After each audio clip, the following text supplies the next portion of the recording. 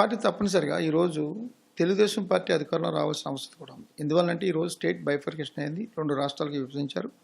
మరి కొత్తగా మన రాష్ట్రాన్ని ఏర్పాటు చేసుకోవాలి. అంటే సమైక్యాంధ్ర సంబంధించినటువంటి ప్రాంతంలో సీమాంధ్ర ప్రాంతానికి సంబంధించినటువంటి ఈ 13 జిల్లాలు కూడా అభివృద్ధి చెందాలి. అంటే ఒక కొత్త రాజధాని, ఒక కొత్త మరి నవనిర్మాణంతో కూడుకునేటువంటి రాజధానితో పాటుగా రాష్ట్రాన్ని ఏర్పాటు చేసుకోవాలి. అన్ని వనరులు కూడా ఆల్ ఇన్ఫ్రాస్ట్రక్చర్ ఫెసిలిటీస్తో సహా మనం ఏర్పాటు చేసుకునే అవసరం ఉంది. విద్య, వైద్య సంబంధించినటువంటి అనేక రంగాల్లో మరి యువత కోసం కానీ, విద్యార్థుల కోసం కానీ, ముఖ్యంగా అనేక మంది కోసమని మరి రైతాంగం కోసం కానీ అన్ని రకాలుగా కూడా మనం సాగునీరు, త్రాగునీరు ఎన్నిటిని కూడా ఏర్పాటు చేసుకోవాలి ఈ బైఫర్కేషన్ మూలంగా.